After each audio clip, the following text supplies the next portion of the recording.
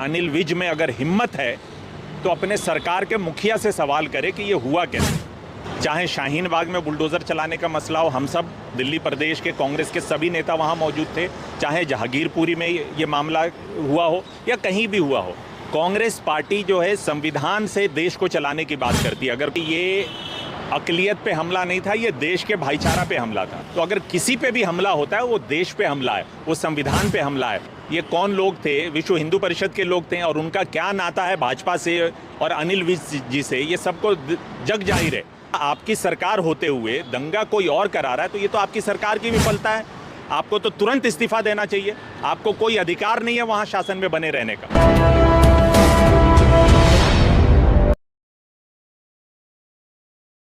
मतलब शुक्र है हरियाणा के मंत्री जी ने इस हिंसा में पंडित जवाहरलाल नेहरू जी का नाम नहीं लिया, क्योंकि भाजपाई आज भी जो है पता नहीं किस नशे में है, कौन सा नशा करते हैं ये, कि इस देश में अगर आज भी कुछ होता है तो बजाय इसके कि अपने दामन को देखें, अपनी तरफ झांके, वो आज भी पंडित जवाहरलाल नेहरू का नाम लेते हैं। तो खैर मैं यही कहूँगा कि वो और किसका नाम लेंगे, क्योंकि मुझे लगता है जो सारी रिपोर्ट जितनी मैंने देखी है, मीडिया रिपोर्ट्स, उसके हिसाब से दंगा भड़काने में या दंगा की साजिश करने वाले जो भी लोग हैं वो कहीं ना कहीं उनका सत्ता से नाता है, कहीं ना कहीं सत्ता से जुड़े हुए लोग हैं, हरियाणा की सत्ता से। तो जाहिर सी बात है विज साहब अपने लोगों का नाम तो लेंगे ही नहीं, तो वो दूसरों का ही नाम लेंगे, बजाय इसके कि दूसरों का नाम लेने के। जबकि उनके अपने उप मुख्यमंत्री चौटाला जी से पूछना चाहिए, चौटाला जी क्या कहते हैं, आखिर सरकार क्यों सोई रही, किसी को आपने साजिश करने का मौका क्यों दिया, अवसर क्यों दिया? कहीं ऐसा तो नहीं कि सरकार खुद भी चाहती थी कि इस तरह की चीज़ें हों, हरियाणा में दंगे हों, कहीं ना कहीं अराजकता फैले और इसका फ़ायदा जो है वो सरकार उठाए? तो मुझे लगता है कभी दूसरों का नाम लेने की बजाय हरियाणा की जनता ने सरकार चलाने की जिम्मेदारी खट्टर साहब को सौंपी है, भाजपा को सौंपी है। तो अगर डॉक्टर अनिल विज में अगर हिम्मत है तो अपने सरकार के मुखिया से सवाल करे कि ये हुआ कैसे। अच्छा, ये हिंसा दो तरफ से हुई है। पहली हिंसा हुई जिसमें उपद्रवियों ने जो भी शोभा यात्रा पर हमला किया, इस तरह के इल्ज़ाम है। उसके बाद में फिर दूसरी हिंसा हुई सरकार के द्वारा। सरकार ने जिस तरह कार्रवाई करी, नहीं, मुझे लगता है आपकी बात जो है वो मुझे नहीं लगता कि सही है। कांग्रेस पार्टी ने हर बार जो बुलडोज़र की राजनीति है उसके खिलाफ आवाज़ उठाई है। चाहे शाहीन बाग में बुलडोज़र चलाने का मसला हो, हम सब दिल्ली प्रदेश के कांग्रेस के सभी नेता वहाँ मौजूद थे, चाहे जहांगीरपुरी में ये मामला हुआ हो या कहीं भी हुआ हो, कांग्रेस पार्टी जो है संविधान से देश को चलाने की बात करती है। अगर कोई लोकतंत्र को बुलडोज़र से दबाने की कोशिश करता है तो कांग्रेस पार्टी हमेशा उसके खिलाफ है, और मुखर होकर कांग्रेस पार्टी ने हमेशा बुलडोज़र तंत्र के खिलाफ आवाज़ उठाई। ये संवेदनशील मुद्दा है।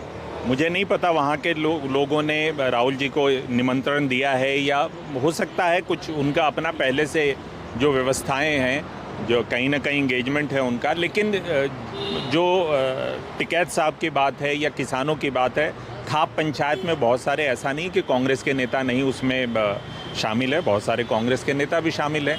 और हरियाणा प्रदेश कांग्रेस कमेटी ने भी इसकी जो है कड़े शब्दों में निंदा की है कि इस तरह के दंगे नहीं होना चाहिए।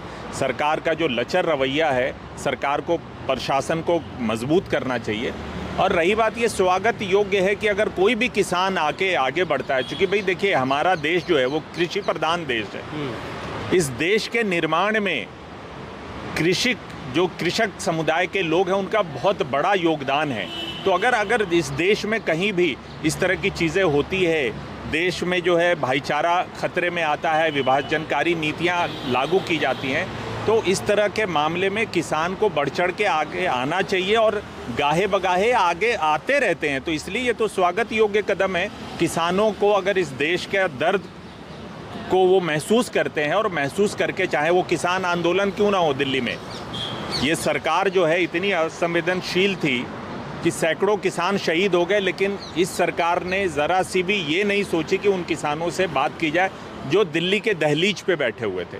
तो ये स्वागत योग्य है। किसान कोई भी, देखिए किसान जो है वो इस देश का निर्माता है, और उसको पता है कि अगर देश में विभाजन होगा, देश में इस तरह की अराजकता होगी तो सबको नुकसान है, सबको इससे नुकसान होगा। अब जब 28 तारीख की बात जब कही गई और 26 तारीख में राकेश टिकैत का एक भाषण सामने आता है जिसमें वो कहते हैं कि 4 लाख ट्रैक्टर और 25 लाख किसान भी हमारे यहीं हैं। अगर ये यात्रा निकलेगी तो हम भी ट्रैक्टर मार्च यहाँ पर करेंगे। तो क्या ये मेन वजह रही है आपके हिसाब से, क्या लगता है? देखिए, मुझे लगता है कि सबसे पहले अगर किसी को क्रेडिट देना है तो हरियाणा की जनता को देना है, क्योंकि हरियाणा की जनता व्यापक तौर पे जिस तरह से सरकार और प्रशासन चाहती थी मोबिलाइज करना, चाहे किसी भी समुदाय के लोग हों, मैं किसी एक समुदाय का नाम नहीं लेना चाहूँगा, मेजॉरिटी जो बहुसंख्यक लोग थे हरियाणा के, वो भाईचारा पसंद करने वाले लोग हैं।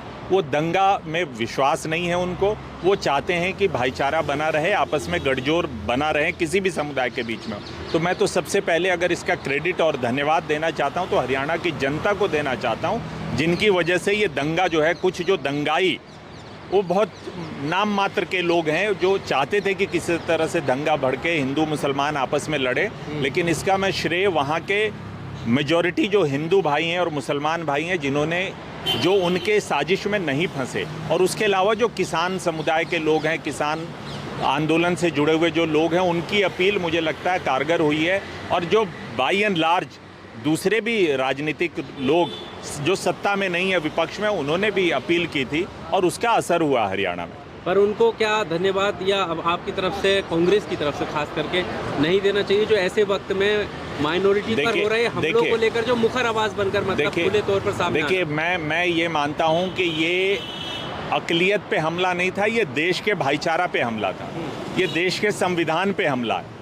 जो बाबा साहब अम्बेडकर ने जो हमें संविधान दिया है और जिसके तहत सबको बराबरी का अधिकार है, तो अगर किसी पे भी हमला होता है वो देश पे हमला है, वो संविधान पे हमला है। और जिसने भी इस हमले को रोकने की कोशिश की, जिसने भी इस भाईचारा को बहाल करने की कोशिश की, कांग्रेस पार्टी, हम सब उन ऐसे लोगों को धन्यवाद अदा करते हैं। एक आखिरी सवाल जाट समुदाय को लेकर, शुरुआत में सबसे पहला आवाज़ जो उठी वो जाट समुदाय की तरफ से उठी और कहा कि मेवाती भाइयों के हम साथ हैं और किसी भी तरह की ऐसी रैली का हम समर्थन नहीं करना चाहते। देखिए, मुझे लगता है इस तरह की जो भी भावनाएं थी जिस भी बिरादरी से आई, ये स्वागत योग्य है और हम सबको बढ़ चढ़ के ऐसे लोगों का मनोबल भी बढ़ाना चाहिए और स्वागत करना चाहिए। क्या लगता है आगे जो कि जैसा 28 की कॉल दी, दोबारा इस तरह की अगर चीज़ें होंगी तो कांग्रेस जो है आगे आएगी? देखिए, मैं तो यही अपील करूंगा कांग्रेस पार्टी की तरफ से हरियाणा के लोगों से कि आप सब शांति बनाए रखें, संविधान में विश्वास रखें और इस देश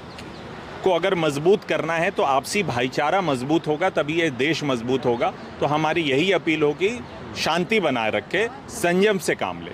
तो ये तो बार बार जो अपील आ रही थी कि हम वहाँ जाएंगे, ये कौन लोग थे? विश्व हिंदू परिषद के लोग थे और उनका क्या नाता है भाजपा से और अनिल विज जी से, ये सबको जग जाहिर है। रही बात अनिल विज जी की, अगर दंगा आपकी सरकार होते हुए दंगा कोई और करा रहा है तो ये तो आपकी सरकार की विफलता है, आपको तो इस्तीफा देना चाहिए। मैं मांग करता हूँ, अगर आप प्रशासन को ठीक नहीं रख पाएँ, आपकी विफलता है, ये भाजपा की और खट्टर सरकार की विफलता है, आपको तो तुरंत इस्तीफा देना चाहिए। आपको कोई अधिकार नहीं है वहाँ शासन में बने रहने का।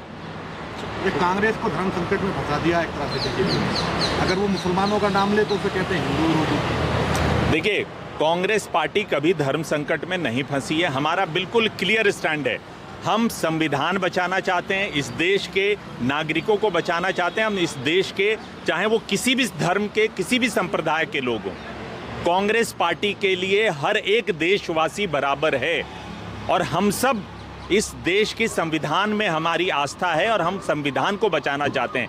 अगर इस देश का संविधान बचेगा तो ये देश बचेगा और ये देश बचेगा तो यहाँ का भाईचारा भी बचेगा। संविधान की आप बात कर रहे हैं, पिछले दिनों नरेंद्र मोदी के जो सलाहकार हैं, वित्तीय सलाहकार, उनका एक आर्टिकल आया और उन्होंने कहा कि देश में नया संविधान आना। ये तो दुर्भाग्यपूर्ण है। ये वो लोग हैं जो देश की आज़ादी से पहले